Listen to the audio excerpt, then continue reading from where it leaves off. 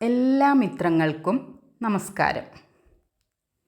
ജീവിതമെന്നത് നിരവധിയായ സാഹചര്യങ്ങളും അവയോടുള്ള പ്രതികരണങ്ങളുമാണെന്ന ലളിതമായ തത്വം നാം ഉൾക്കൊണ്ടിട്ടുണ്ട്. നമ്മുടെ ഭാഗത്തു നിന്നുണ്ടാകുന്ന പ്രതികരണങ്ങൾ ഏറ്റവും ഉചിതമായിരിക്കാൻ നാം ശ്രദ്ധാലുക്കളായിരിക്കണം. പ്രതികരണങ്ങളിൽ ബോധപൂർവം നിലനിർത്തേണ്ട സംഗതികൾ എന്തൊക്കെയാണ്? റിയാക്ഷൻസ് എന്ന വാക്കിലെ അക്ഷരങ്ങൾ ഓരോന്നും ഇത് വെളിപ്പെടുത്തുന്നുണ്ട്. ആദ്യത്തെ അക്ഷരമായ ആർ എന്നത് റൈറ്റിയസ്നെസ് അഥവാ ധാർമ്മികതയെ സൂചിപ്പിക്കുന്നു. ധാർമ്മികതയിലേക്ക് കടക്കുന്നതിന് മുൻപായി കർമ്മത്തിൽ ശ്രദ്ധിക്കേണ്ട സംഗതികൾ ആക്ഷൻസ് എന്ന വാക്കിനാൽ നമ്മുടെ ഓർമ്മയിലുണ്ടല്ലോ.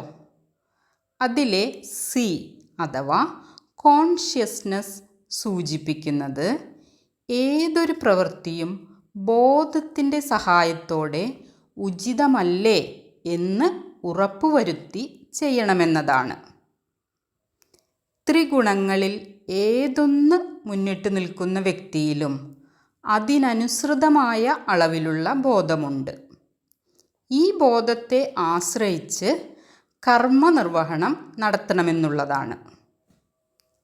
ശ്രേഷ്ഠതലത്തിലുള്ളവരിൽ ഈ ബോധം വളരെ ഉയർന്ന അവസ്ഥയിലായിരിക്കും. ഇതാണ് ധാർമ്മികത എന്ന് പരാമർശിക്കപ്പെടുന്നത്. ഏതൊരു വിഷയവുമായി ബന്ധപ്പെട്ടും ആന്തരിക തലത്തിലും ബാഹ്യതലത്തിലും നിലനിൽക്കുന്ന നിയമങ്ങളാണവ. ഇവയെല്ലാം തന്നെ പാലിച്ചുകൊണ്ട് മുന്നോട്ട് പോകണമെന്ന ഉറച്ച തീരുമാനമാണ് ധർമ്മിഷ്ഠനായ ഒരു വ്യക്തിയെ നയിക്കുന്നത്. ഉയർന്ന തലങ്ങളിലെത്തിയ സാത്വികർ ധർമ്മബോധത്തിലൂന്നിയ ജീവിതമാണ് നയിക്കുന്നത്.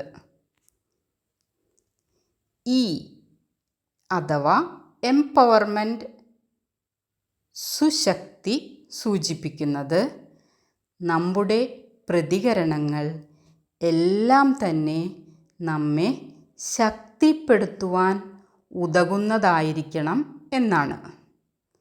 സാഹചര്യങ്ങളെ വഷളാക്കാനിടയാക്കുന്ന പ്രതികരണങ്ങൾ ബോധപൂർവം ഒഴിവാക്കണം.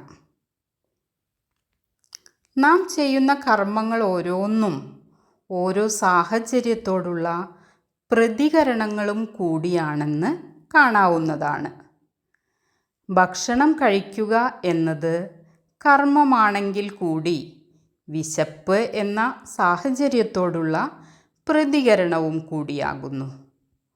അതുകൊണ്ട് തന്നെ കർമ്മനിർവഹണത്തിൽ പാലിക്കേണ്ട ശ്രദ്ധയും സമയനിഷ്ഠയും ഉദ്ദേശശുദ്ധിയുടെ തീവ്രതയും എല്ലാം പ്രതികരണത്തിലും അനിവാര്യമാകുന്നു.